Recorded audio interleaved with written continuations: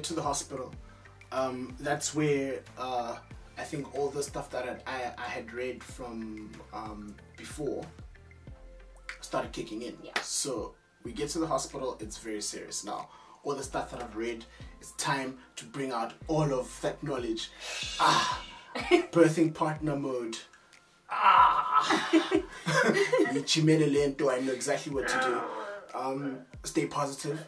As a man, everything is an affirmation. Make sure that she knows that you're there.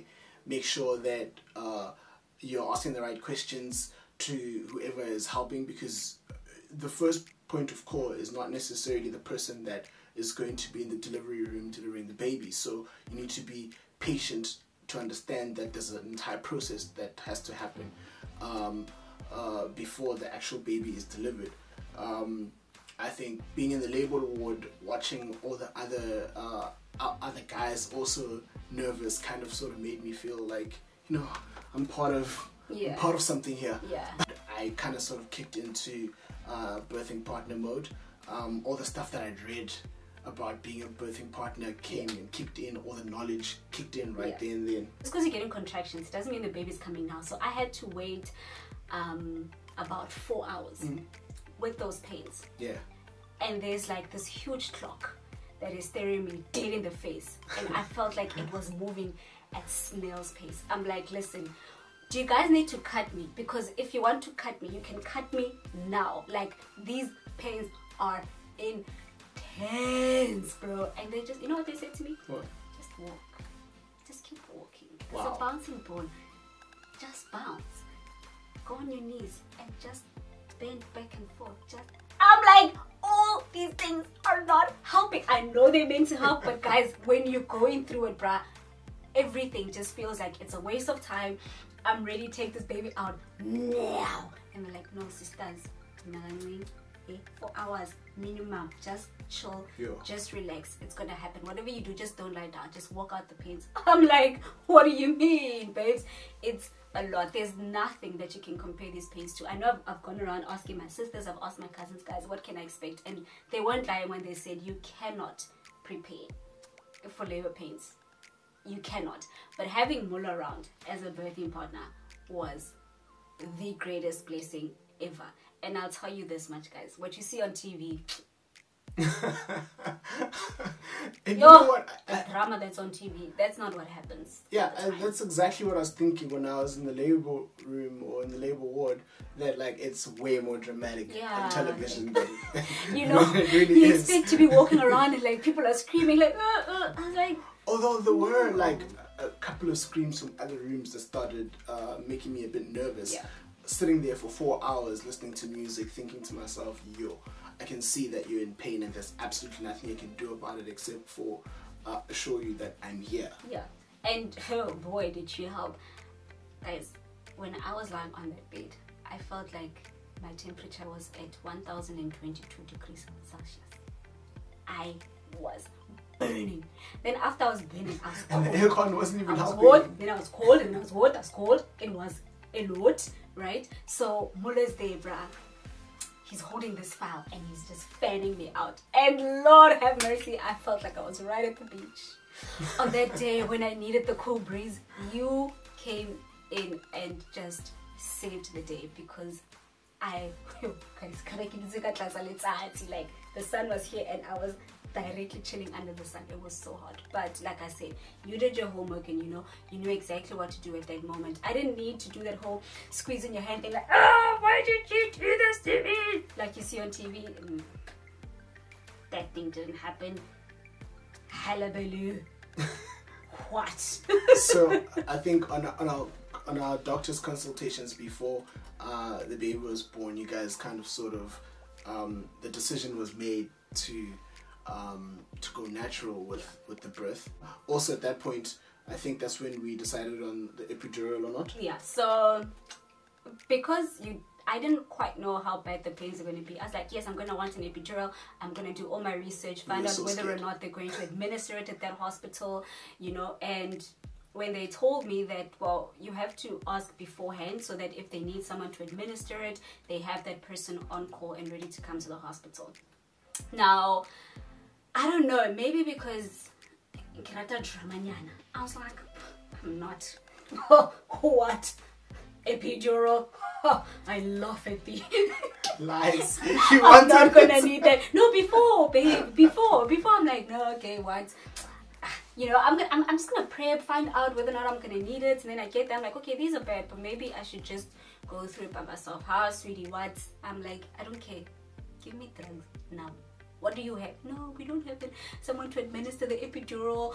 I'm like, what do you have? Give me whatever you have. They're like, we got morphine, but we can only give it to you like every 4 hours. Hey, listen, do you need to call Jonas? Who do you need to call to give me this thing? I want it now, right? But they can't give it to you like at the time that you want it. It has to happen like at a certain point of the contraction. Yeah, in intervals that they have determined. I think another thing as a man, as the birthing partner, that you must always remember is that you need to keep the mood light, because this is a very, very tense time. Yeah. I think on that day I ran out of knock jokes. I'm kidding. I didn't make any knock jokes, but what I'm saying is that I was trying to keep the situation as calm as possible.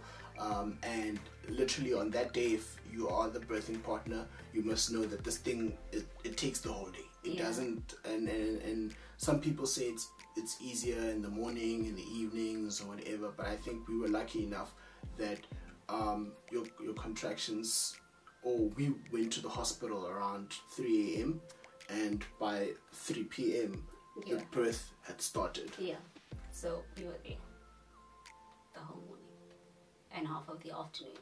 But so let me tell you, which is the weirdest part for me, and which kind of like was mind-boggling.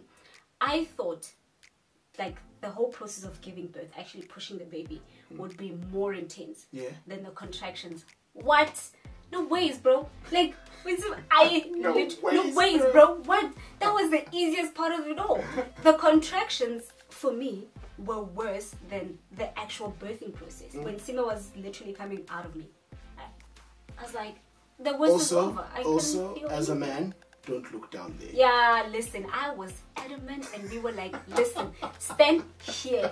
You see where the shoulder is, baby? Be there. Do not look down. Be here, Lou. Your view must end by my knees. Must end here. So I didn't see the business end. I was in the administrative end. I didn't see the business end. Exactly. And you know, like I said, the pains were the worst part of it all. My greatest fear was actually giving birth, and it turns out that that was the easiest part of the entire pregnancy. I didn't, you know, I was expecting that, scream, push, what? Next door there was a lady who was making that noise. That lady scared me, bro. I'm like, oh my gosh, is that what I'm gonna have to do? And you know what the nurse said to me? She just said, don't scream, just push. Because sometimes when you focus on the screaming so much, you kind of forget to put all that energy on pushing. So because it's different for everyone, for me personally, I didn't scream. I didn't scream at all. It was like a moan here and there, and for the pains, and then after that, you knew Sima was out there. It's a breathing thing. It's like breathe in and push. In under a minute, Sima was born. We have just learned how to give birth in under 20 seconds. Done. Born. No, and I'm being dramatic about it now. But hectic. Is that how you choose to explain it? That's how quickly it happened in my mind. I could be wrong. I could be wrong. I don't know. Dude, and we were like, wait, is that it? Remember, I was sitting there like, wait, is that it? Like, is there more of him coming? Like, maybe a second born of his, I don't know. But yeah, that was a birthing process for us, and I think one of the most intense and most memorable times or memorable things that happened during your giving birth was when the doctor asked me to cut the umbilical cord, and in that moment I realized what life was. Do you know what I mean? In that moment I was like, this person who used to be inside of you that we have formed is now living life, and I'm presented this little man who I'm the first point of call between the real world and the world inside of here. So when I cut the umbilical cord, it was like, that's the meaning of life right there. That was deep for me. That was deep. I didn't even expect you to say that. So after you cut the umbilical cord and the hand singer over to me, guys, it was honestly the most magical moment of my life. It was beautiful. Anyway, after all of that, that was our birthing story, and it was as beautiful as we could have told it. And yeah, I don't know, maybe if you guys want to share with us what you went through, just do so in the comments section below. And yeah, keep sending us love. We love you. Our brand new video is out right now on YouTube. Yes, episode 3 of the baby series. We're gonna add a link. Please make sure that you watch it. We're so excited. It's the birthing story.